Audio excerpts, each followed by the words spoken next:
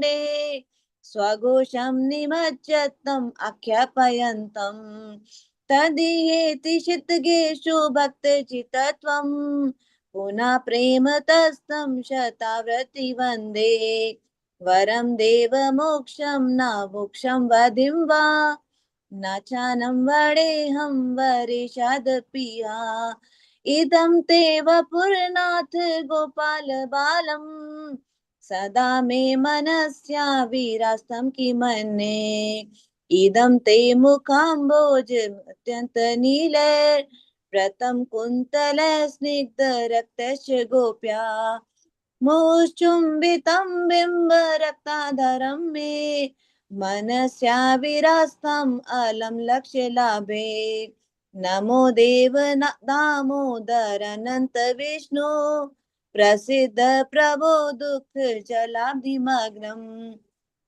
कृपादृष्टिवृष्ट्याति दीनं बतानु ग्रहणेश मामग्र मेदक्षिदशा कुबेरात्मजो बद्धमूर्तैव यद्वत् त्वया मोचितो भक्ति भाजो क्रतो च तथा प्रेम भक्तिं स्वकं मे प्रयच्छ न मोक्षे ग्रहोऽस्ति दामोदरेह नमस्तेस्तु धाम्ने स्फुरदीप्तिधामने त्वदीयोदरायात विश्वसधाम्ने नमो राधिकाय त्वदीया प्रियाय नमो अनंत लीलाय देवाय तुभ्यम्।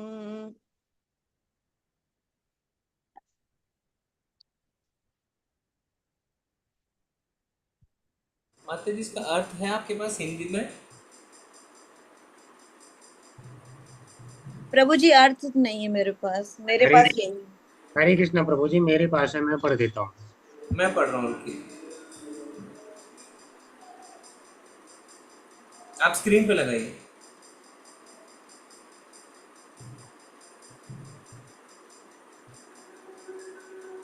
आपका सॉफ्ट कॉपी है प्रभु जी?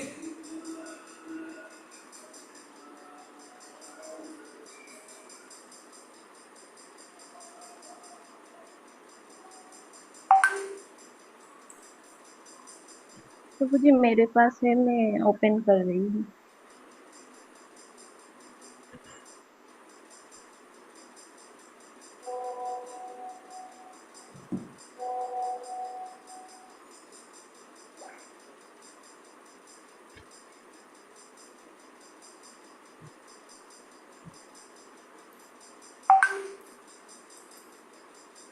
हाँ, स्क्रीन पे मिल गया ना?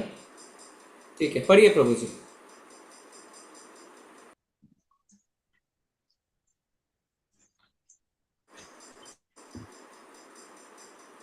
पढ़िए पढ़िए प्रभु जी।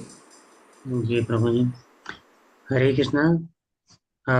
फर्स्ट का है, जिनके कपोलों पे दो दो दोल्यमान मकराकृत कुंडल क्रीड़ा कर रहे हैं, जो गोकुल नामक अपराकृत चिन्मय धाम में परम शोभायमान है, जो दधि भांड फोड़ने के कारण माँ यशोदा के भय से भीत होकर ओखल से कूदकर अत्यंत वेग से दौड़ रहे हैं, और जिन्हें माँ यशोदा ने वेग पूर्वक दौड़ाकर पकड़ लिया है, ऐसे उन सच्चिदानंद स्वरूप सर्वशक्तिमान श्री कृष्ण की मैं वंदना करता हूँ।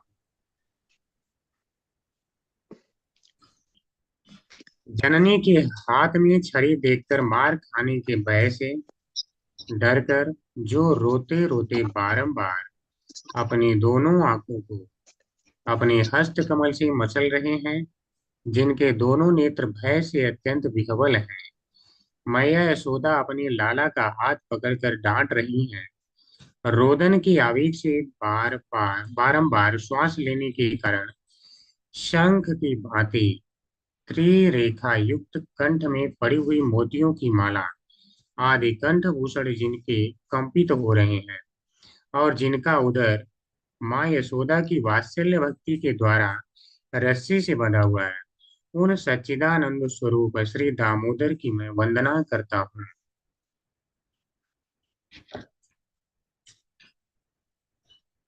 जो इस प्रकार दाम बंधन आदि रूप बाल बाल्य लीलाओं के द्वारा गोकुल वासियों को आनंद सरोवर में नित्य काल सराबोर करते रहते हैं, और जो ऐश्वर्य संपूर्ण ज्ञानी भक्तों के समक्ष यह घोषित करते हैं कि मैं केवल मेरे शुद्ध प्रेम पूर्ण भक्तों द्वारा ही जीता जाता हूँ, उन दामोदर श्री कृष्ण की मैं प्रेम पूर्वक बारंबार वंदना करता हूँ। हे देव, आप सब प्रकार के वर देने में पूर्ण समर्थ हैं, तो भी मैं आपसे चतुर्थ पुरुषार्थ रूप मोक्ष या मोक्ष की चरम सीमा रूप श्री वैकुंठ आदि लोक भी नहीं चाहता, और न मैं श्रवण और कीर्तन आदि नवधा भक्ति द्वारा प्राप्त किए जाने वाला कोई दूसरा वरदान ही आपसे मांगता हूँ। हे नाथ, आपका यह बाल गोपाल रूप मेरे हृदय में नित्य काल विराजमान रहे। मुझे और दूसरे वरदान से कोई प्रयोजन नहीं है। फिफ्थ, हे प्रभु, आपका श्याम रंग का मुख कमल जो कुछ घुंघराले लाल बालों से आच्छादित है, मैया यशोदा द्वारा बार बार चुंबन किया जा रहा है, और आपके होंठ बिंब फल जैसे लाल हैं। आपका ये अत्यंत सुंदर कमल रूपी मुख मेरे हृदय में विराजित रहे। इससे अन्य सहस्त्रों वरदानों का मुझे कोई उपयोग नहीं है। हे देव, हे दिव्य रूप वाले, हे भक्तवत्सल दामोदर, हे अचिंत्य महाशक्ति युक्त अनंत, हे सर्वव्यापक विष्णु, हे मेरे ईश्वर प्रभु, हे परम स्वतंत्र ईश्वर, मुझ पर प्रसन्न हुए। मैं संसार दुख समूह रूप समुद्र में डूबा जा रहा हूँ, अतएव आप अपनी कृपा दृष्टि रूप अमृत की वर्षा कर मुझ अत्यंत दीनहीन अज्ञ शरणागत जन पर अनुग्रह कीजिए, एवं मुझे साक्षात रूप से दर्शन दीजिए। हे दामोदर, जिस प्रकार आपने अपने दामोदर रूप से माता यशोदा द्वारा ओखल में बंधे रहकर भी नल कुबर और मणिग्रीव नामक कुबेर के दोनों पुत्रों का नारद के श्राप से प्राप्त वृक्ष योनि से उद्धार कर उन्हें परम प्रयोजन रूप अपनी भक्ति प्रदान की थी, उसी प्रकार मुझे भी आप अपनी प्रेम भक्ति प्रदान कीजिए। यही मेरा एकमात्र आग्रह है। किसी भी प्रकार अन्य प्रकार के मोक्ष के लिए मेरा तनिक भी आग्रह नहीं है। हे दामोदर, आपके उदर को बांधने वाली महान चमकीली रज्जु को प्रणाम है। संपूर्ण विश्व के आधार स्वरूप आपके उदर को नमस्कार है। आपकी प्रियतमा श्री राधिका के चरणों में मेरा बारंबार प्रणाम है, और अनंत प्रकार की अलौकिक लीला करने वाले आपको मेरा प्रणाम है। हरे कृष्ण प्रभु जी।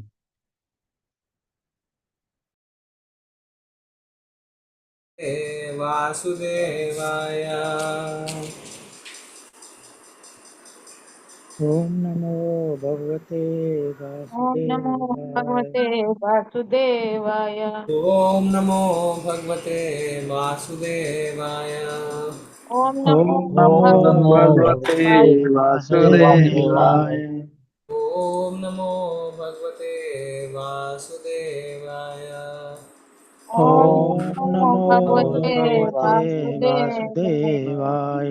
नारायणं नमस्कृत्य नारायण नारायणं नमस्कृत्य चैव नरोत्तमं नरं नरं चैव चैव नरोत्तमं नरोत्तमं सरस्वतीं व्यासं देवीं देवीं सरस्वतीं व्यासं ततो सरस्वतीं जयमुदीरयेत्। ततो ततो जयमुदीरये। जय। नष्टप्रायेषु भद्रेषु नश्च प्रायेषु भद्रेषु भद्रेषु भागवत सेवया नित्यं नित्यं भागवते भागवत सेवया सेवया भगवती उत्तमा श्लोके भगवते भगवती श्लोके उत्तमश्लोके भक्तिर्भवति नैष्ठिकी।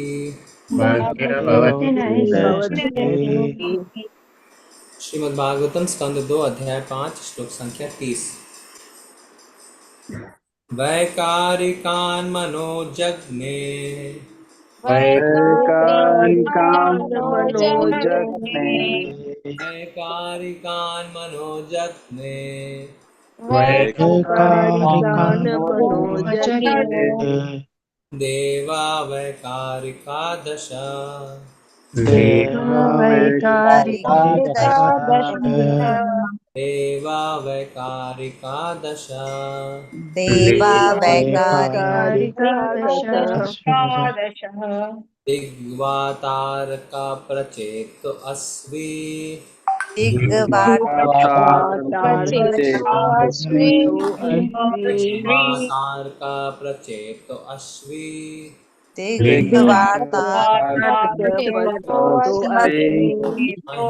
महेन्द्रोपेन्द्र मित्र कहा वहनेन्द्रोपेन्द्र मित्र कहा उपेंद्र मित्र का वैकारिकान् मनोयज्ञे वैकारिकान् मनोजग्ने देवा वैकारिका दश देवा वैकारिका दिग्वातारका प्रचेत अस्वि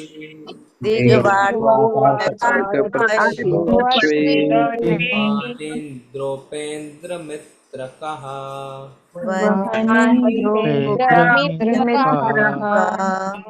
वैकारिकान् मनोयज्ञे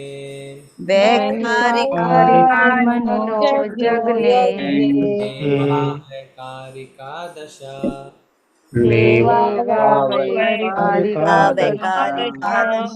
दिग्वातारका प्रचेत अश्वे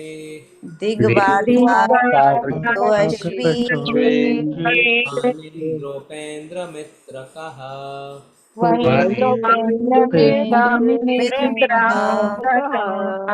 ज्यादा समय नहीं है तो हम दोहराएंगे नहीं, हम सीधे शब्दार्थ में आते हैं।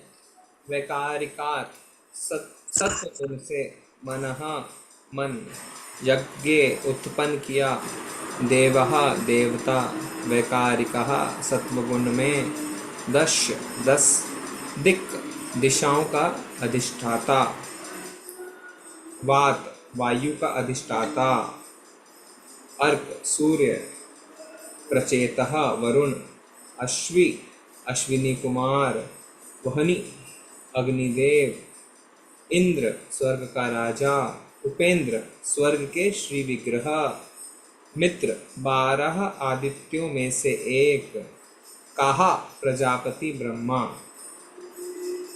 अनुवाद और तात्पर्य श्रील प्रभुपाद जी के द्वारा। श्रील प्रभुपाद जी की जय। सत्व गुण से मन उत्पन्न होकर व्यक्त होता है, साथ ही शारीरिक गतियों के नियंत्रक 10 देवता भी प्रकट होते हैं।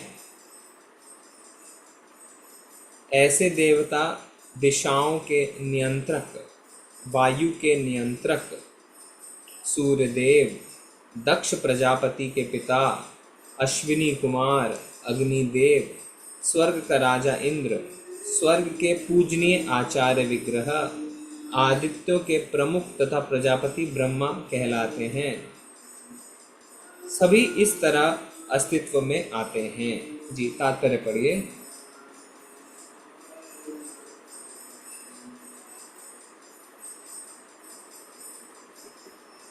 गिरजा माता जी पढ़िए।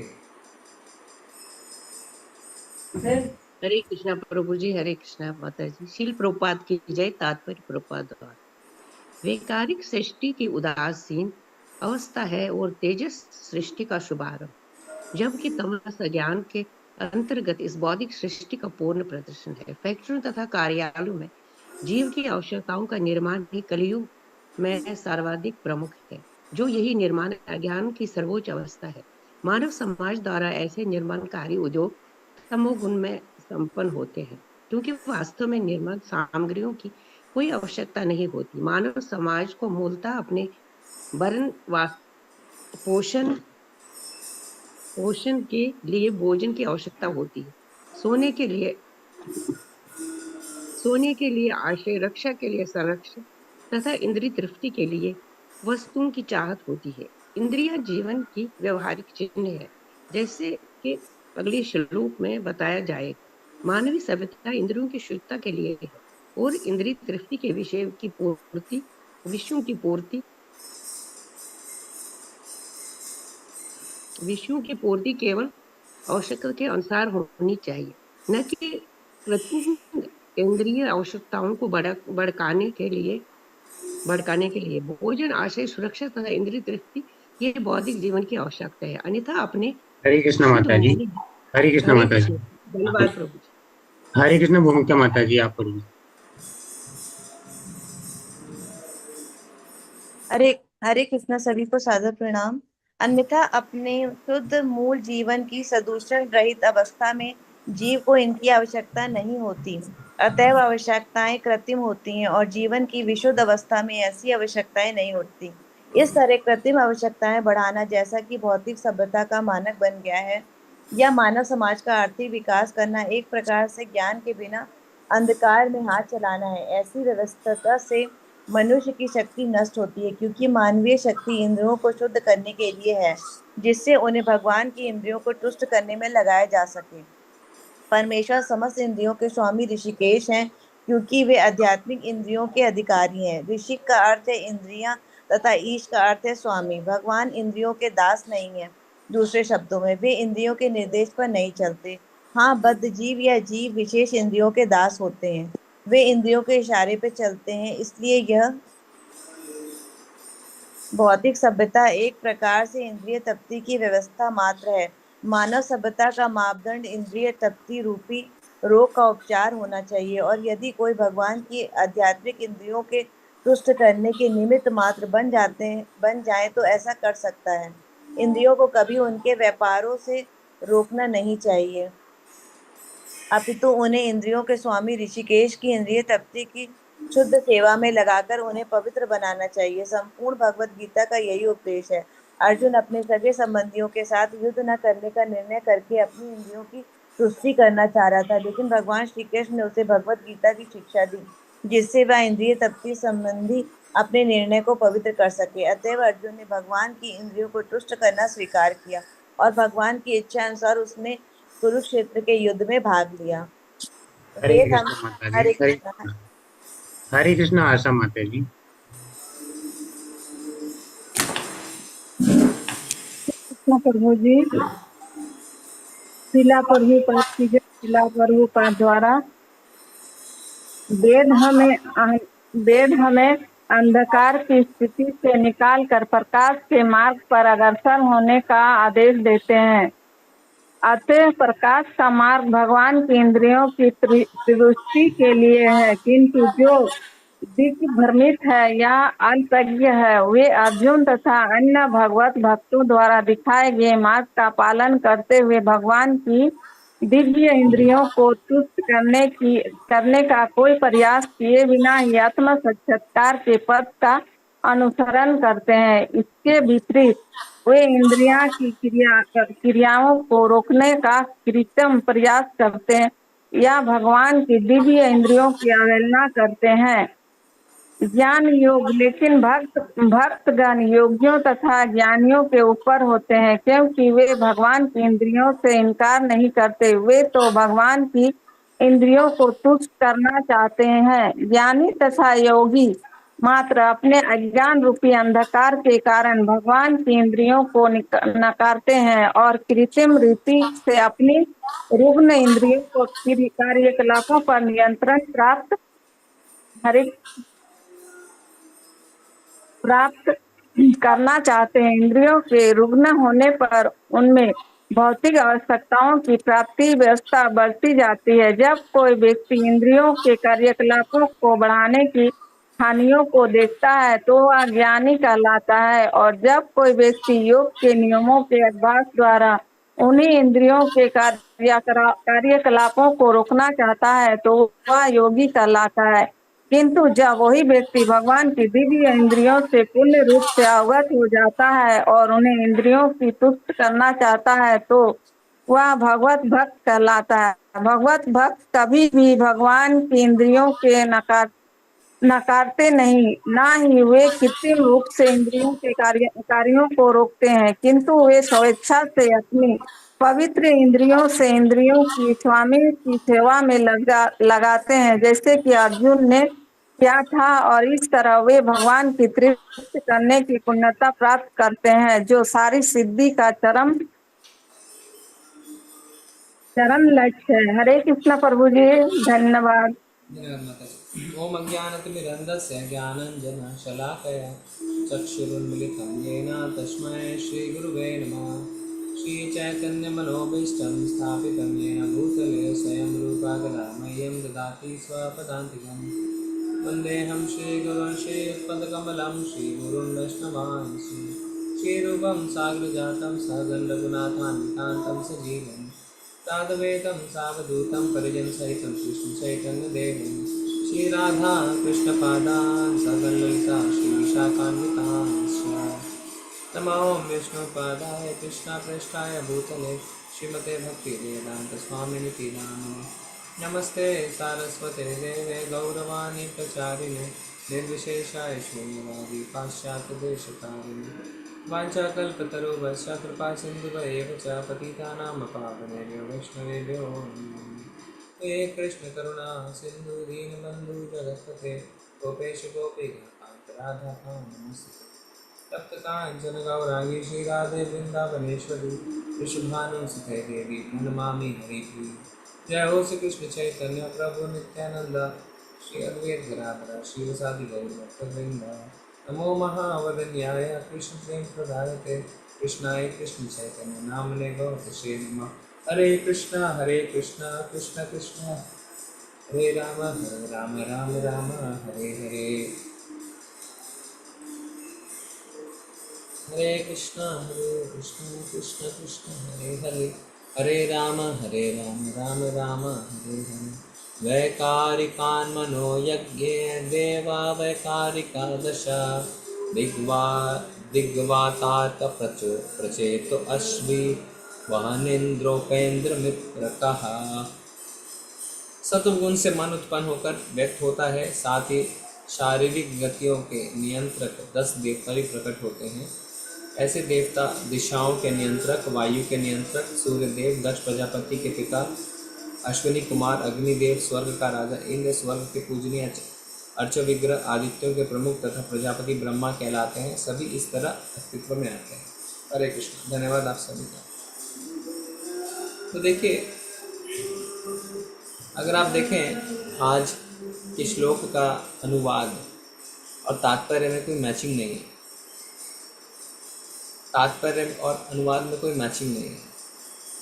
अनुवाद में सत्वगुण से उत्पन्न मन के बारे में है, 10 देवताओं के बारे में है, देवताओं की चर्चा है, पर तात्पर्य में प्रभुपाद जी बिल्कुल अलग चीज़ की बात कर रहे हैं। प्रभुपाद जी अपने इंद्रियों को भगवान की सेवा में लगाने की बात कर रहे हैं।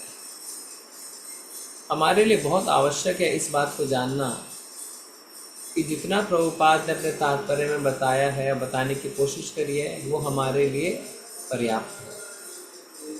इस बात को मैं पहले भी बहुत बार दोहरा चुका हूँ, आज फिर से कह रहा हूँ। प्रभुपाद जी की किताबें और उनका तात्पर्य हमारे लिए पर्याप्त है।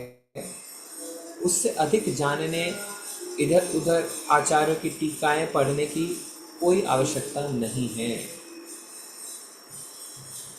इस्कॉन में एक प्रीचर थे, उन्होंने ऐसे करने की कोशिश करी। इस्कॉन जीबीसी की तरफ से उनको वार्निंग मिली, क्योंकि अगर ज़्यादा बताना होता प्रभुपाद जी खुद ही बता देते। ये शायद हमारा अहंकार है अपने ज्ञान के ऊपर कि हम इधर उधर आचार्यों की टीकाओं से अपने मन को फुसला के दूसरों के आगे अपना ज्ञान प्रदर्शित करना चाहते हैं। ऐसा आप कर सकते हैं, आपको कोई रोकेगा नहीं, पर इससे हमें कुछ ज़्यादा प्राप्त होने वाला नहीं है, क्योंकि जितना आवश्यकता प्रभुपाद जी ने बता दिया। प्रभुपाद जी ने कहा मेरी किताबों को ही आप पढ़िए कम से कम 3 बार, उतना भी हम नहीं कर पाते। पर हम श्रीधर स्वामी, है ना, विश्वनाथ चक्रवर्ती, इन आचार्यों की टीकाएं पढ़ते हैं, प्रभुपाद जी की टीका पढ़ते हैं और कुछ जानते हैं, और उस ज्ञान को हम प्रदर्शित करना चाहते हैं। इससे लाभ क्या है? आप अपने जीवन में कितना उतार रहे हैं उसको? इस बात को देखना है। भले ही आप एक लाइन पढ़े, उस एक लाइन को अपने जीवन में उतार लें। 100 लाइन पढ़ के एक लाइन भी अगर आप अपने जीवन में नहीं उतार पाते हैं तो लाभ क्या है? क्या लाभ है? कोई लाभ नहीं है।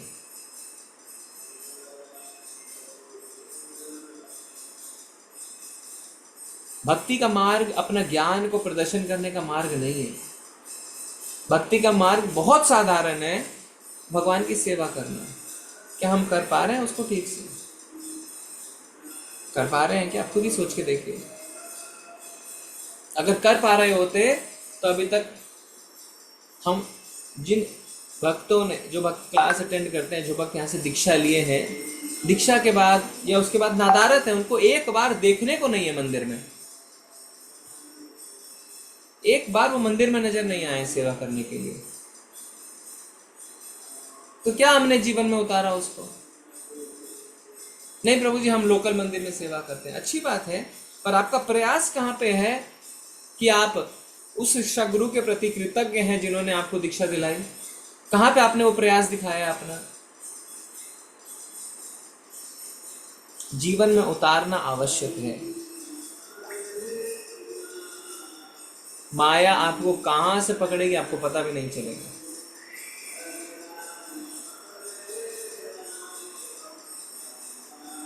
फिर भी अगर किसी को लगता है कि नहीं, हमें और दूसरे आचार्यों की टीका पढ़नी चाहिए, अच्छा है, आप इस फोरम से निकल सकते हैं, आप दूसरे फोरम को ज्वाइन कर सकते हैं जहां पे उनकी टीकाएं पढ़ाई जाए, जहां पे उनका टीका पढ़ना चाहते। आपको किसी ने बांधा नहीं, आप जा सकते हैं।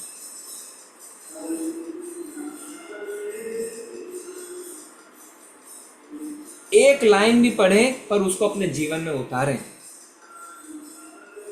प्लीज। ज्ञान का प्रदर्शन इस फोरम का ऑब्जेक्टिव नहीं है। इस फोरम का ऑब्जेक्टिव ज्ञान का प्रदर्शन नहीं है।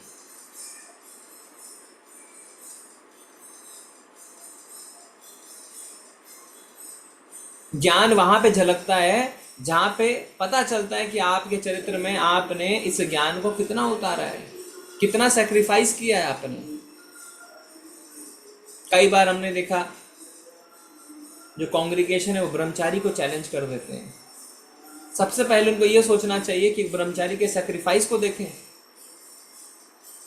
उन्होंने शादी ना करके, अपने माँ बाप का त्याग करके भगवान की सेवा में अपने जीवन को उतारा है। आप किस पोजीशन में रह के उस ब्रह्मचारी को चैलेंज कर रहे हैं बताइए थोड़ा।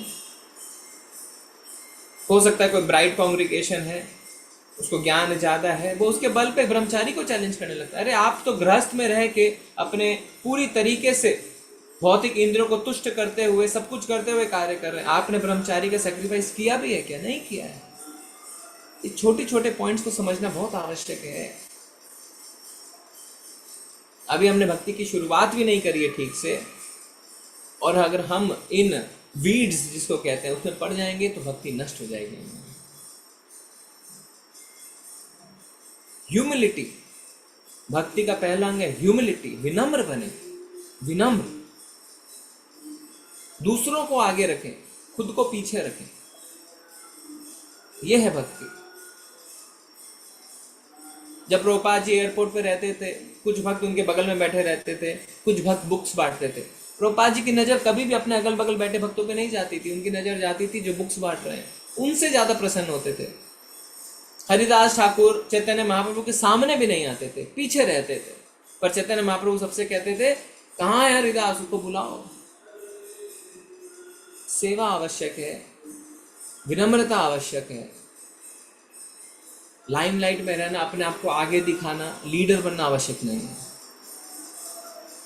सेवा है, वो भी सेवा है, पर बेनिफिट ज्यादा नहीं है, बेनिफिट ज्यादा नहीं है।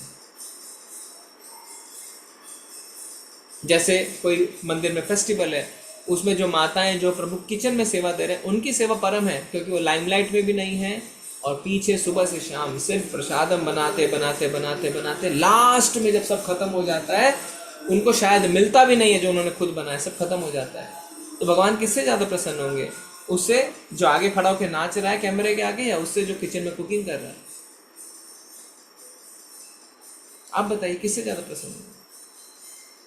या आप ही बताइए, आप किससे ज्यादा प्रसन्न होंगे? अगर आपके घर के फंक्शन में कोई व्यक्ति पीछे बिना आगे आए काम किए जा रहा है, रसोई में काम किए जा रहा है, उसके कारण सब कुछ स्मूथली हो गया, उससे ज्यादा प्रसन्न होंगे? या जो आगे खड़ा खड़ा है ना, खाली हंसी कर रहा है और खाली मजाक कर रहा है, खाली कैमरे में फोटो खिंचवा रहा है, किससे ज्यादा प्रसन्न होंगे? भक्ति का अर्थ है डिवोशनल सर्विस।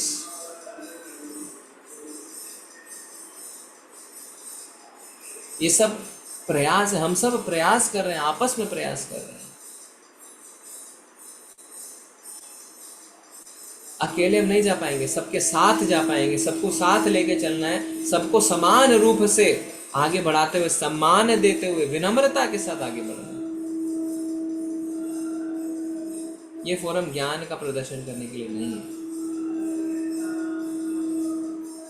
ये मत सोच लीजिए कि 2-3 साल अगर भक्ति से जुड़ गए तो आप आचार्य हो गए।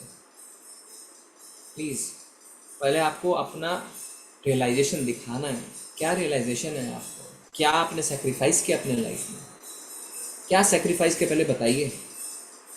आपने अपनी नौकरी छोड़ दी है, आपने घर परिवार छोड़ दिया है, आपने क्या सेक्रीफाइस किया, उससे आप खुद जान सकते हैं आपका रियलाइजेशन कितना है। क्लास कोई भी ले सकता है, क्लास लेना कोई बहुत बड़ी बात नहीं है। हम क्या करते हैं, प्रभुपाद जी के तात्पर्य को घुमा फिरा के समझा देते हैं। क्लास लेना कोई बहुत बड़ी बात नहीं है। आपका जो रियलाइजेशन है वो आपके जीवन में सेक्रीफाइस से समझ में आता है कि आप कितने कन्विंस्ड हैं। नहीं तो आप क्या कन्विंस्ड हैं? आप अपने कंफर्ट जोन में रह के कार्य कर रहे हैं ना। आपने अपने कंफर्ट जोन को छोड़ा ही नहीं है। क्या छोड़ा आपने कंफर्ट जोन को? कंफर्ट जोन में रहते हैं तो कुछ भी कर सकते हैं, कोई भी कर सकते हैं, कोई बड़ी बात नहीं है। ये छोटी छोटी चीजें हमें समझना आवश्यक है। सेवा का अर्थ है खुद पीछे रहना, दूसरों को आगे रखना। ये है सेवा। प्रभुपाद जी समझा रहे हैं फैक्ट्रियां आवश्यक नहीं है, और ये समझना कोई बहुत बड़ी बात नहीं है हमारे लिए। क्यों? क्योंकि हम सौभाग्यशाली हैं कि हमारे जीवन काल में कोरोना जैसा समय आया। कोरोना जैसा समय आया जिसमें हमने देखा कि अगर सारी फैक्ट्रियां, कल कारखाने बंद भी हो जाएं, जीवन बंद नहीं होगा, जीवन यापन चलता है। ये बड़ी बड़ी कंपनियों की साजिश है, बड़े बड़े देशों की साजिश है कि वो अपने उत्पाद को बेचना चाहते हैं, पैसे कमाना चाहते हैं। आज जितने शक्तिशाली देश हैं वो बड़े बड़े हवाई जहाज, फाइटर जेट बना रहे हैं, और पूरे देश की सरकार लगी हुई है कि किस तरीके से हम दूसरे देशों को बेच के पैसे कमाएं। यही चल रहा है, पर ये सब साजिश है। प्रभुपाद कहते हैं इन सबकी आवश्यकता नहीं है। मनुष्य की आवश्यकता भरण पोषण की है, जो अनाज से, जो खेती से सिद्ध हो सकती है, जो गाय पालन से सिद्ध हो सकती है। गोलोक वृंदावन में कोई फैक्ट्री नहीं चल रही है, कोई फैक्ट्री नहीं चल रही। अगर आप वृंदावन जाएं, अगर आप देखें, पहाड़ है, खेत है, गाय है, वही जीवन है, वही वैदिक जीवन है। फैक्ट्री की आवश्यकता नहीं है। जितने बड़े साधु संत हुए, जितने ज्ञानी पुरुष हुए, जिन्होंने बड़े बड़े ग्रंथ लिखे, सिंपल लिविंग, हाई थिंकिंग। आपको हाई राइज में, बड़े बड़े मकानों में, सुख सुविधा के साथ चीजों में रहने की आवश्यकता नहीं है। ये सब एक साजिश है। क्या साजिश है? कि हम जल्दी नर्क में पहुंचे। नर्क में तो हम पहुंचेंगे, पर इन सब से जल्दी पहुंचेंगे। क्यों? जितनी तीव्रता के साथ हम इंद्रिय तृप्ति करेंगे, उतनी तीव्रता के साथ हम नरक में गिर जाएंगे। भगवान ने सबका कोटा फिक्स किया हुआ है। ईशावास्यम, किसी को पता है श्लोक? बताइए भगवान ने क्या कहा है हमारे कोटा के बारे में?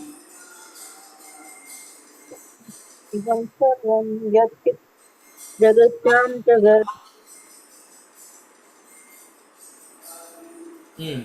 आगे, ईशावास्यमिदं सर्वं यत् किंच जगताम जगत तेन त्वक्तेन भुंजिता मां हृदय कश्चित् धनम। तो भगवान ने सबका कोटा फिक्स कर दिया है। अब आप अपने कोटे को एक दिन में खत्म करें या 100 साल में खत्म करें, या आपके ऊपर है। आपको आपके कोटे से ज्यादा नहीं मिलने वाला, इतना याद रखिए। पूरे जीवन काल में, जैसे हम कहते हैं, हमारे बुजुर्ग भी कहते थे, सबकी श्वास जो है वो गिनती की है, इतने श्वास आपको लेने हैं। अगर आप जल्दी लेंगे जल्दी मर जाएंगे, धीरे धीरे लेंगे लंबे समय तक टिकेंगे। लंबे समय तक टिकना हमारा ध्येय नहीं है। ध्येय है कि किस तरीके से हम एक संतुलित जीवन जी के भगवान की सेवा में अपना जीवन लगा सकें, क्योंकि जीवन का लक्ष्य है भगवत प्राप्ति। जीवन का लक्ष्य है भगवत प्राप्ति। अगर आप देखें, बार बार मैंने बताया है, हम कुछ भी चीज को अपने जीवन का लक्ष्य बनाते हैं, हमें डॉक्टर बनना है, लॉयर बनना है, हमें अमेरिका में सेटल होना है, हमें कनाडा में बस का ड्राइवर बनना है, ट्रक ड्राइवर बनना है, कुछ भी, हमें आर्मी में जाना है, आप उसके पीछे अपनी खुशी खोजते हैं। हमारा लक्ष्य वही है जिसे हम सोचते हैं हमें खुशी की प्राप्ति होगी, और दुर्भाग्यवश वो चीज हमें खुशी देती नहीं है। खुशी किससे मिलती है? खुशी सिर्फ हमें भगवान की सेवा से मिल सकती है, और कोई तरीका नहीं है खुशी प्राप्त करने का। इसीलिए जीवन का लक्ष्य भगवत प्राप्ति है।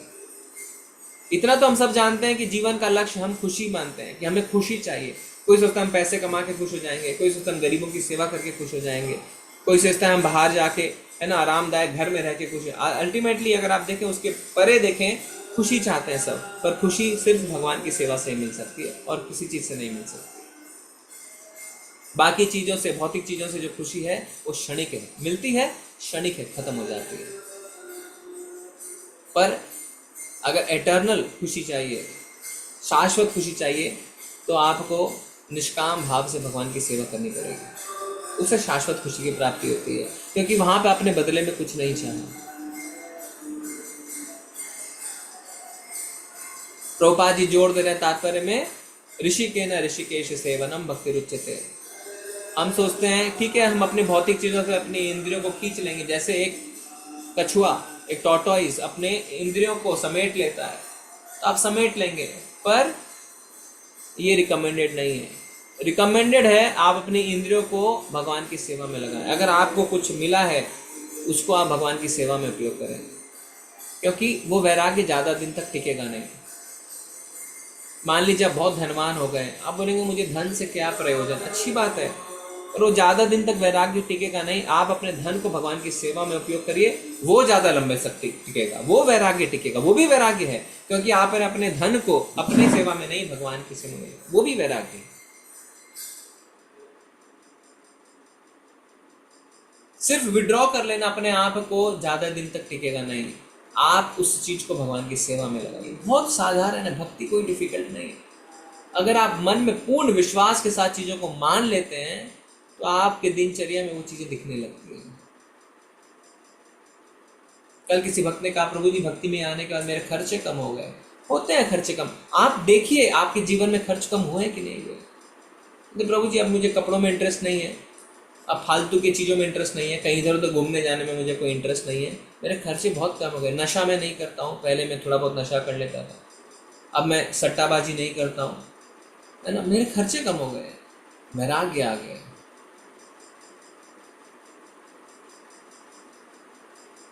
अगर आप किसी चीज से पूर्णतः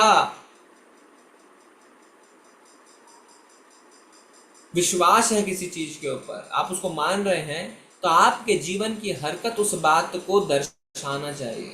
अगर आपके जीवन की हरकत उस बात को नहीं दर्शा रही है, तो आप समझ जाइए आप पूर्णतः विश्वास अभी आपको नहीं हुआ उन बातों पर। क्लास में तो बैठ के बोल देते हैं हमें इंद्रिय तृप्ति नहीं करनी चाहिए, और क्लास खत्म होते ही हम निकल जाते हैं इंद्रिय तृप्ति के लिए। लाभ क्या है? कोई लाभ नहीं है। मिथ्याचार सोच, मिथ्याचारी है, झूठ बोलता है, अपने आचरण से नहीं दिखाता। पर इसका मतलब ये नहीं है कि गोस्वामी हो गए, वो हम हो नहीं सकते। प्रयास है कि नहीं, प्रयास है कि नहीं, प्रभु जी बहुत जूझ रहा हूं मैं, मेरे को भक्तों का संग चाहिए जिससे मैं भक्तों से सीख सकूं और अपने इंद्र को वश में। प्रयास है, भगवान प्रसन्न होते हैं। भक्तों के संग में ये लाभ है।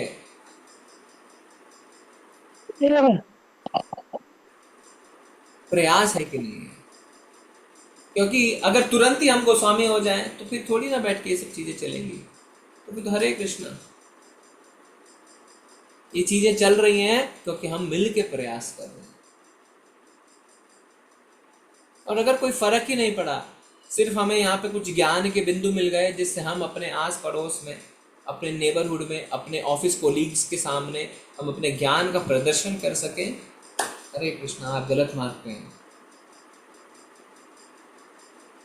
अगर कोई आपकी तारीफ आपके ज्ञान के लिए कर रहा है, आप गलत मार्ग पे हैं। अगर कोई आपकी तारीफ आपके चरित्र में बदलाव के लिए कर रहा है, तो आप सही मार्ग पे हैं। ज्ञान प्रदर्शन करना वेस्ट, एब्सोल्यूट वेस्ट। उस ज्ञान को आपने जीवन में लगाया है कि नहीं, वो आपको पता चल जाएगा। जब आपके कोलीग आके आपके बोलेंगे, अरे आजकल तो आप बड़े शांत हैं, आप पहले की तरह गुस्सा नहीं करते हैं, आजकल आप बातों को पी जाते हैं, बॉस जब डांटता है तो आप उल्टा जवाब नहीं देते हैं, आप समय नष्ट नहीं करते हैं, आपने खाना कम कर दिया है, आप जल्दी उठ जाते हैं सवेरे। चरित्र का जो बदलाव है, जो अगर आपको कोई बता रहा है तो आप समझिए आप सही मार्ग पे हैं, प्रयास जारी है। कोई आपको बोलता है बड़े ज्ञानवान हो गए हो, आपको तो शास्त्र की बहुत नॉलेज हो गई है, आपको खुश होने की आवश्यकता नहीं है। क्या फायदा है ऐसे ज्ञान का? ज्ञानवान तो टेररिस्ट भी होते हैं सर। जितने बड़े बड़े टेररिस्ट हैं जो मास्टर प्लान बनाते हैं, हाईली एजुकेटेड हैं, हाईली एजुकेटेड। फायदा क्या है सर? उनका कैरेक्टर चेंज हुआ है क्या सर? उनको कोई मॉरल वैल्यूज मिले हैं क्या सर? Zero, nothing. उन्होंने अपने एजुकेशन को गलत कार्य में लगा दिया। तो it doesn't matter to be highly qualified. ज्ञान का कोई लाभ नहीं है। हमारे मंदिर में एक ब्रह्मचारी आए, 30 साल से ब्रह्मचारी हैं। उन्होंने 2 भक्तों को देखा। एक भक्त जो पीएचडी है, हाईली क्वालिफाइड है, पर मंदिर को पूर्णतः अपना समय देने के लिए तैयार नहीं है, खाली क्लास लेना चाहते हैं, भक्ति शास्त्री, भक्ति वैभव, और बाकी अपने हिसाब से अपनी चीजों को करना चाहते हैं। और दूसरा भक्त जो अनपढ़ है पर अपना जीवन मंदिर को देना चाहता है। उन ब्रह्मचारी ने कहा, प्रभु जी ये अनपढ़ आपके लिए ज्यादा ठीक है, वो पढ़ा लिखा बेकार है, बेकार है। ही में भी भक्ति वैभव टीचर, बट वो बेकार है।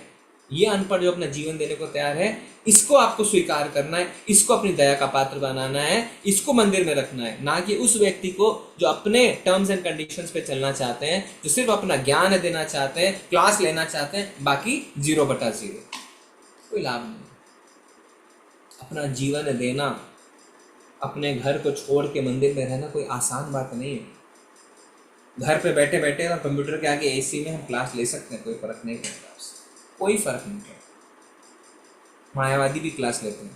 जो जेल में भी बाबा गया लड़कियों को शोषण करने के लिए, वो भी क्लास लेते थे। कौन सी बड़ी बात है? चरित्र में कोई बदलाव आया है? चरित्र में अगर बदलाव नहीं है तो कोई लाभ नहीं। एक लाइन पढ़िए आप और उसको अपने जीवन में उतारने की कोशिश करें।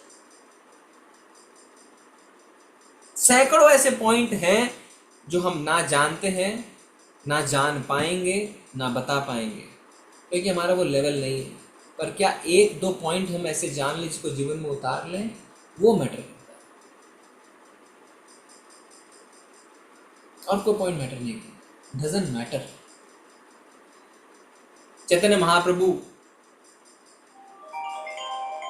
बहुत बड़े विज्ञानी, बहुत बड़े विद्वान थे, पंडित बोलते थे उनको, पर उनको जब चैलेंज किया गया शास्त्रों में, तो उन्होंने क्या कहा कि मेरे गुरु ने मेरे को मूर्ख जान के कहा, शास्त्र अध्ययन की आवश्यकता नहीं है, आप सिर्फ भगवान के नाम का जप करो, हरे कृष्णा कृष्णा कृष्णा हरे हरे, हरे राम राम राम, बस। और किसी चीज का आवश्यकता नहीं। ज्ञान का प्रदर्शन नहीं, भक्ति का प्रदर्शन।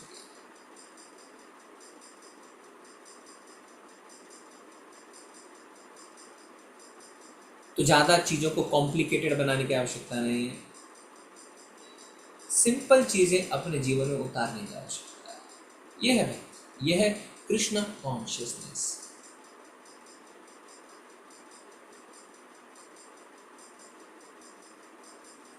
तो आज के तात्पर्य में प्रभुपाद जी का जो मेन पॉइंट है वो यही है कि अपने इंद्रियों को इंद्रियों के स्वामी की सेवा में लगाइए और उसे अपने रोजमर्रा की जिंदगी में प्रदर्शित करके दिखाइए। किस तरीके से आपके जीवन में, आप खुद बैठ के एनालाइज कर सकते हैं कि किस तरीके से आपके जीवन में बदलाव आया है, जिससे आप अपनी एक्टिविटीज को, अपनी दिनचर्या की हरकतों को भगवान से जोड़ के भगवान की सेवा में लगा रहे हैं। अगर आप ऐसा नहीं कर रहे हैं तो समझ जाइए कि कुछ गड़बड़ है, ये ठीक नहीं है। ठीक है, तो हम ज़्यादा चर्चा नहीं करेंगे इस बात पे। ये आप रिफ्लेक्ट करिए इस पॉइंट के ऊपर, सारे लोगों के लिए है कि हम किस ओर बढ़ रहे हैं। ठीक है, हरे कृष्णा। इसको भी किसी को कुछ ऐड करना है, किसी का कोई कमेंट है, कोई रियलाइजेशन है तो बता सकते हैं। हरे कृष्ण सभी को।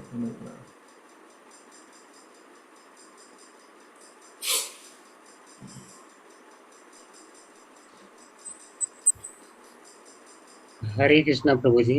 हाँ प्रभु जी। जैसे श्लोका में 30 में दिया है कि नहीं, श्लोका हम डिस्कस नहीं करेंगे प्रभु जी, प्लीज। नहीं करेंगे। अभी हम कोई नहीं, विल नॉट डिस्कस एनीथिंग। ठीक है, विल नॉट डिस्कस। हरे हाँ सुरेंद्र प्रभु, आप कुछ बताना चाहते हैं? हरे कृष्णा प्रभु जी। यस प्रभु जी, आपने जो बात बताई रियली मतलब बहुत इम्पोर्टेंट है हमारे लिए, कि जैसे हमको लगता है कि एक दो श्लोका हमें याद हो गए और कोई भी न्यू भक्त मिलते हैं तो हम उनके सामने अभी मतलब ऐसा रियलाइज होता है कि हम अपने ईगो में, फॉल्स ईगो में चल के एक दो श्लोका उनके सामने बोल देते हैं और ये फील होता है कि नहीं नहीं अभी तो हमें आ गया, इनसे तो ज़्यादा ही हमें आ रहा है। और प्रभु जी बहुत बार ये भी होता है कि जैसे गुरु महाराज का भी आदेश है कि कृष्णा कॉन्शियसनेस को हमें स्प्रेड करना है, फैलाना है, तो उसके लिए भी प्रभु बहुत बार हमें ऐसी चीज़ें बतानी पड़ती हैं, मतलब जो न्यू भक्त हम जिनको जोड़ रहे हैं, जैसे भी दामोदर आरती का प्रोग्राम यहाँ चल रहा है तो घर घर जाके तो उनको भी बहुत बार प्रभु बताना पड़ता है कि हमारी ये दिनचर्या है, हम ऐसे माला करते हैं, इतनी देर हम रीडिंग करते हैं, इतने बजे हम सुबह उठते हैं, तो उसको कैसे लिया जाए। बट प्रभु ऐसा अभी जी प्रभु वेरी इंपॉर्टेंट। जो हमारी चेतना है, हमारी कॉन्शियसनेस है, वो इम्पोर्टेंट है। मान लीजिए आप मेरे घर आते हैं मेरे को प्रीचिंग करने के लिए, मैं आपको बोलता हूँ प्रभु जी भगवत गीता कौन सी बड़ी बात है ना, अच्छा काम करो और अच्छा फल की प्राप्ति करो, कृष्ण ने तो कहा है कर्म ही पूजा है, मैंने इतना बोला। अब आप मेरे को बोलते हैं प्रभु जी आपको भगवत गीता बिल्कुल नहीं पता है, आपने पढ़ी नहीं है, आपने टीवी देखा है, मैं बताता हूँ आपको क्या है। और दूसरा तरीका है, हाँ प्रभु जी आप ठीक कह रहे हैं, पर क्या है देखिए यहाँ पे भगवद गीता में ये लिखा है कि जो काम करना है ना वो निष्काम भाव से करना है।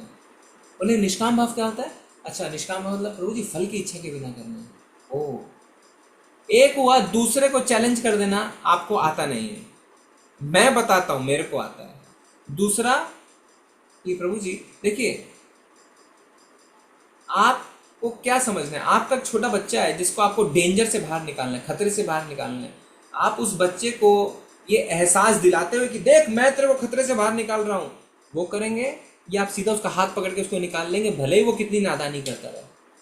क्या करेंगे आप उस पर दया करके उसकी नादानियों को अनदेखा करके उसको हाथ पकड़ के निकालेंगे।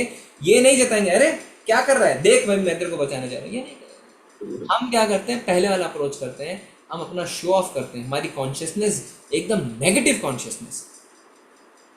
एक एक श्लोक के एक एक शब्द को ई का मतलब ये, टी का मतलब ये, ईटी का मतलब ये, आचार्य श्रीपाद ने ये कहा, श्रीधर स्वामी ने ये कहा, विष्णुनाथ चक्रवर्ती ने ये कहा। ये क्या कर रहे हैं आप? What are you trying to do? क्या कर रहे हैं आप? ये करके लाभ क्या है? आपको क्या लाभ है? जो सुन रहा है उसको क्या लाभ है? चीजें सिंपल होनी चाहिए। A good teacher is one who makes things very simple, very very simple, so that people can understand and apply it. अगर आप ज़्यादा अपने ज्ञान को ई टी, ये आचार्य ने कहा, ये आचार्य ने कहा, ये आचार्य ने कहा, आप सिर्फ अपने नॉलेज को शो ऑफ कर रहे हैं, सामने वाले को आप छू भी नहीं पा रहे हैं, उसके हृदय में आप प्रवेश भी नहीं कर पा रहे हैं। आपकी टीचिंग डस्टबिन में जानी चाहिए, डस्टबिन में जानी चाहिए, because you are wasting everybody's time, wasting everybody's time. आपने क्या पूछा उनको क्या इम्पैक्ट हुआ? आपके आगे सारे माताएं बैठी हैं जो हाउसवाइफ हैं, आप उनको ई टी श्रीपाद ये आचार्य की टीका बताने को लाभ क्या है भैया? आप पंडितों से काम करवा रहे हैं क्या? पंडितों के आगे क्लास ले रहे हैं क्या? उनके जीवन को आपने छुआ है क्या? उनके हृदय को आप छू पा रहे हैं क्या? हम ये नहीं सोचते हैं, हम अपना ज्ञान शो ऑफ करना चाहते हैं, बस मुझे ये पता है, ये लाभ नहीं है ऐसा करना। आप अपना टाइम वेस्ट करें। Please simplify your life and try to simplify the life of others. This is the essence. Don't get into too much of technicality. If you want you do, करना आप करिए, पर अपने श्रोताओं को देखिए, आप किसके सामने क्लास ले रहे हैं, किससे बातें कर रहे हैं। हाँ, स्कॉलर्स हैं, पंडित हैं, करिए आप अपना नॉलेज कुछ, तब आप पीछे रहेंगे क्योंकि आप कॉन्फिडेंट नहीं है अपनी नॉलेज पर, तब आप कुछ नहीं बोलेंगे। जब जगन्नाथपुरी के साथ इस्कॉन का क्लैश हुआ कि आप क्यों पूरी यात्रा हर जगह रथ यात्रा निकाल देते हैं, एक समय होना चाहिए, तो दोनों मंदिरों की स्कॉलर्स की टीम बैठी आपस में शास्त्र लेके। जगन्नाथ टेम्पल ने बताया शास्त्र में ये लिखा है, इस्कॉन ने बताया शास्त्र में ये लिखा है। जाइए उस फोरम में पार्टिसिपेट करिए, show off your knowledge. That is the forum to show off your knowledge. जब आप गृहस्थ से बात कर रहे हैं, माताओं से बात कर रहे हैं, साधारण लोगों से बात कर रहे हैं, आपको चीजें बहुत साधारण तरीके से समझानी पड़ेंगी, नहीं तो आप अपने नॉलेज को शो ऑफ करेंगे, उनके जीवन को टच नहीं करेंगे। ये मेरा पॉइंट है। बुरा मत मानिए, किसी को भी बुरा मत मानिए, पर अगर बीच बीच में हम नहीं समझेंगे चीजों को तो हम अलग दिशा में चले जाएंगे, हम गलत दिशा पकड़ लेंगे। तो थोड़ा थोड़ा आप अपने आप को कोर्स करेक्शन करना भी हमें आवश्यक, ठीक है। तो राघवेंद्र प्रभु, कॉन्शियसनेस मैटर्स कि किस चेतना में उसे बता रहे हैं, क्या हमारा उसमें अहम है, हम अपने नॉलेज शो ऑफ करना चाहते हैं, या वास्तव में हम उसकी मदद करना चाहते हैं, ठीक है। जी प्रभु जी, बहुत अच्छा किया आपने, थोड़ी सी डांट भी लगाई प्रभु ने, वो नहीं, जरूरी आपको मैं पर्सनली डांट नहीं लगा रहा हूँ प्रभु। नहीं प्रभु, नहीं, नहीं प्रभु, जरूरी भी है, हमें चाहिए भी प्रभु थोड़ा सा। किसी को मैं पर्सनली नहीं डांट लगा रहा हूँ, जी मेरी जी कोई जी प्रभु, हैसियत नहीं है, बट क्या है, हमारी चेतना बहुत आवश्यक है। जी हम प्रभु क्या तो सच में दूसरों का हाथ पकड़ के उनको ऊपर उठाने की कोशिश कर रहे हैं जिससे सब मिलकर, या मैं अपने ज्ञान को दर्शाना चाह रहा हूँ, ये प्लीज आप आईना देख लीजिए। किसी को भी जो भी कर रहा है, मैं आपको पर्सनली किसी को नहीं दूंगा। जी प्रभु जी आज ही जैसे एक मिस्टेक हुआ, एक प्रभु जी हैं, उन लोगों ने लगभग एक महीने से एक माला सुबह एक माला शाम करना स्टार्ट किया है। वो हमारे साथी को करते हैं माला, बट आज मेरे ऑफिस में आए तो साथ में खड़े होके मोबाइल पे जैसे शेयर ट्रेडिंग वाला प्लेटफॉर्म होता है जिरोधा वगैरह, वो देख रहे थे। तो जस्ट मैं बगल में खड़ा हुआ, मुझे उनके मोबाइल में वो दिख गया। तो इमीडिएट मैंने, मतलब अभी मुझे रियलाइज हो रहा है कि मैंने कितना गलत किया। कि अरे नहीं तरुण प्रभु, ये तो आप गलत कर रहे हो, इस्कॉन में तो ये पूरा गलत है। हमारे जो 4 नियम है, 4 नियम में ये है कि नो गैम्बलिंग, और ये शेयर ट्रेडिंग भी हम गैम्बलिंग में लेते हैं। तो उन्होंने मतलब फोन बंद करके मेरे सामने जेब में रख लिया। बट अभी मुझे रियलाइज हो रहा है कि मैंने मतलब गलत किया। इस तरह से तो वो दूर चले जाएंगे और एक दिन माला भी करना बंद कर देंगे प्रभु। करेक्ट, क्योंकि हो थैंक यू सकता है प्रभु। वही वही उनकी जीविका का अभी स्रोत है ना, वो पता है कि वही वही उनका कमाने का जरिया, हमें पता नहीं है कौन किस, देखिए सब अपने लाइफ में फाइट कर रहे हैं, कोशिश कर रहे हैं। तो अभी जैसे हाउस प्रोग्राम हम यहाँ पे मैंगलोर में भी कर रहे हैं, तो हमने कहा हाउस प्रोग्राम कराने, तो कई भक्तों ने कहा कि नॉनवेज का क्या करेंगे, तो हमने कहा आप जो खा रहे हैं खाते रहिए, जो कर रहे हैं, हम मंदिर की तरफ से सारा अरेंजमेंट करके आएंगे। क्योंकि जब हम जुड़े, देखिए मैं अपने पर्सनल बता सकता हूँ, मैं तो इस मंत्र को भी पूरी तरीके से स्वीकार करने को तैयार नहीं था। मैंने कहा, हमने तो हमेशा से सुना हरे राम राम राम हरे हरे, हरे कृष्ण हरे कृष्ण। मैंने जब चैंटिंग शुरू करी, मैंने ये से शुरू करी, क्योंकि हमारे अंदर है चीज़, हम पूरी तरीके से स्वीकार नहीं कर पाते हैं, पर धीरे धीरे फिर हम स्वीकार करने लगते हैं, है ना। तो सामने वाला भी किस कॉन्शियसनेस में है, पूरी तरीके से तैयार है कि नहीं है, उसके बारे में सोचना, अपने बारे में नहीं सोचना। हम अपने बारे में सोचते हैं, मैं ये बता देता हूँ, मैं ये नॉलेज शो ऑफ कर देता हूँ, उसके बारे में सोचिए वो किस लेवल पे है, उसको मैं कैसे मदद करूँ, वो क्या सुनने को अभी तैयार है। अच्छा अभी सिर्फ सुबह और शाम को एक ही माला कर रहा है, कोई बात नहीं, उसको माला बढ़ने दीजिए और भगवान को प्रार्थना करिए। अगर आप उसके वेल विशर हैं, आप भगवान को प्रार्थना करेंगे, भगवान वो आपकी माला शुरू कर रहा है, उसको गाइड करिए। हो सकता है कि शेयर बाजार में ही अभी वो पैसे कमा रहा हो, कृपया उन्हें अन्य इनकम के स्रोत दीजिए, क्योंकि वो ग्रस्त हैं, उन्हें मार्ग दिखाइए। तब आप जेन्युइन कंसर्न है, आप दिखावा नहीं कर रहे, जेन्युइन कंसर्न, है ना। जैसे अपने बच्चे के प्रति होता है जेन्युइन कंसर्न, वैसा जेन्युइन कंसर्न होना चाहिए, दिखावा नहीं होना चाहिए, ठीक है जी प्रभु, धन्यवाद। जी ओके, प्रभु जी, चलेंगे। बहुत धन्यवाद प्रभु जी, आपने बहुत अच्छा समझाया। इससे ये तो पता चलता है कि मतलब कौन किस लेवल में। आपने बहुत अच्छा बताया कि उस हिसाब से उसे समझाना चाहिए, ताकि जो है वो आगे बढ़ सके, ऐसा ना हो कि पीछे ही चला जाए। और साथ में अपने आप को भी सबसे निचले स्तर में सोचना चाहिए। जी ये प्रभु जी। सोचे अरे ये लोग तो नीचे हैं, मैं तो ऊपर हूं। दास दास दास दास दास अनुदास, अपने जी आप को सबसे निचले स्तर पे सोचना चाहिए। देखिए, मैं भगवान का आशीर्वाद है, मैं यहाँ पे 2 सीनियर ब्रह्मचारी के साथ हम रह रहे हैं। मैं उनका आपको सैक्रिफाइस बता नहीं सकता हूँ। इतने हाईली एजुकेटेड हैं, इतने हाईली एजुकेटेड हैं, 30 साल से भक्ति में लगे हैं। इतना सैक्रिफाइस मैं आपको बता नहीं सकता।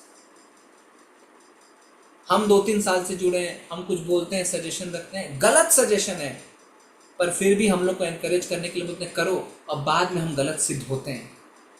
जब क्योंकि उन्होंने अपने 30 साल के जीवन में उसको अपना लिया है, ठोक पीट के परख लिया है, पर कभी भी हम लोग को मना नहीं करते। उससे मंदिर को भी हम लोग को नुकसान उठाना पड़ता है। मान लीजिए हम लोग को कोई एडवर्टीजमेंट करने का तरीका देखना है, कोई डोनेशन कलेक्शन, हम लोग बोलते हैं प्रभु जी ऐसा करेंगे, एंड हाँ करो। अब उसमें डोनेशन कलेक्शन नहीं आया, समय भी निकल गया, इवेंट भी आ गया, मंदिर को नुकसान हो गया, पर कितना सैक्रिफाइस कर रहे हैं, इतना नॉलेज शो ऑफ नहीं कर रहे हैं। अरे मैं करके देख चुका हूँ, क्या कर रहे हो यार, टाइम वेस्ट मत थोड़ा सा करो, करो करो। फिर बाद में समझाते हैं कि ऐसा करते तो ऐसा होता है, ऐसा। फुल ऑफ सैक्रिफाइस, मैं एक्सप्लेन नहीं कर सकता हूँ। इतना सोचिए आप, 30 साल से भक्ति में, हाईली एजुकेटेड। हम तो फिर भी कॉर्पोरेट्स में काम करके आए हैं, उनका इंटेलिजेंस से सबको डिफीट कर देता है, इतने हाई इंटेलिजेंट है, पर सैक्रिफाइस आप देखेंगे, एम्पल सैक्रिफाइस। पूछते हैं मुझे क्या करना चाहिए, अच्छा यहाँ पे क्या करना चाहिए, अच्छा तुम बताओ। फिर जब शाम को आते हैं मंदिर में, अच्छा मैंने ना आज ये किया। उनको किसी को रिपोर्ट देने की आवश्यकता नहीं है, नहीं है। कौन है हम लोग, पर बताएंगे आज मैं इससे मिला, आज मैंने ये किया, आज मैंने किया, ठीक है ना, कुछ और करना है क्या, कल क्या करना, इस तरीके से बातें करते हैं। आपसे क्या आवश्यकता है उनको करने के लिए? हम लोग हैं कौन, पर फिर भी करते हैं। Humbleness is very important.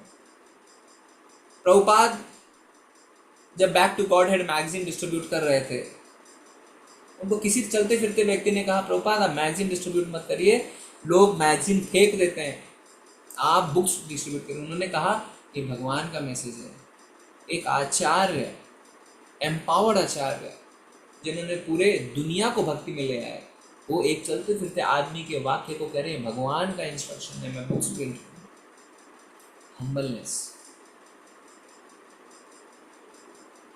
Humbleness. हमेशा अपने आप को सबसे नीचे मानिए, तब भगवान हृदय में ज्ञान प्रकाशित करेंगे। किताबी ज्ञान, दिमागी लेवल का ज्ञान कोई मायने नहीं रखता है, हृदय में जो ज्ञान है वो मायने रखता है, और वो सिर्फ भगवान के आशीर्वाद से ही मिल सकता है। प्रभु जी, आप कितना ही पढ़ लीजिए, आपको वो आशीर्वाद नहीं मिल सकता है, वो ज्ञान नहीं मिल सकता है। हृदय का ज्ञान सिर्फ भगवान दे सकते हैं। अब भगवान कब खुश होंगे ये आप जानते हैं, हम सब जानते हैं। जो जितना सैक्रिफाइस करेगा, भगवान उतने ज़्यादा आपसे प्रसन्न होंगे। ये नेचुरल लॉ भी है। आपका बच्चा जो जितना सैक्रिफाइस करेगा, मम्मी को पापा को घर के काम में मदद करेगा, मम्मी पापा की बातें सुनेगा, अपने भाई बहनों का ध्यान रखेगा, अच्छी बातें करेगा, आपका आशीर्वाद उसके प्रति ज़्यादा होगा ही होगा, इसमें कोई दो राय नहीं। हमेशा भक्ति में हम्बलनेस की आवश्यकता है, अपने आप को सबसे निचले स्तर पर मानने की आवश्यकता है, दूसरों को आगे बढ़ाने की आवश्यकता है। अगर दूसरा कोई मिस्टेक करता है, कूद के उसको ठीक करने की आवश्यकता नहीं है। आराम से देख के, सोच समझ के, उसको बुरा तो नहीं लग जाएगा, मैं कोई अपराध तो नहीं कर रहा हूँ, वो इससे नुकसान हो रहा है, किस तरीके से उसको विचार करना है, किसी सीनियर डिवोटी के थ्रू कैसे मैं उसको ये बात पहुँचाऊँ। ऑब्जेक्टिव ये है, ये नहीं कि अपना शो ऑफ करना है। आप पीछे रहिए, तब आपको समझ में, हाँ आप सच में कंसर्न हैं, सच में कंसर्न रहेंगे उसके बारे में। ये ठीक है। इसलिए आप सबसे निवेदन है कि थोड़ा समय अपने जीवन में निकाल के मंदिर में आइए, 1 हफ्ता 10 दिन रह के जाइए। सेवा एक चीज़ है, पर जो आप देखेंगे यहाँ पे सीनियर डिवोटीज़ को, ब्रह्मचारी को, कि कैसे वो अपना जीवन यापन कर रहे हैं, उनका स्वभाव क्या है, उनका चरित्र क्या है, उनका दूसरे भक्तों के साथ कैसे आदान प्रदान है, तब वो क्वालिटीज़ हम अपने अंदर लेके जाएंगे। होता है ना, खरबूजे को देख के रंग बदलता है। एसोसिएशन से हमारे अंदर वो अच्छी क्वालिटीज़ आएंगी। ठीक है, तो कोशिश करेंगे। 1 मिनट, एक फ़ोन कॉल है, फिर हम इसको बंद करते हैं।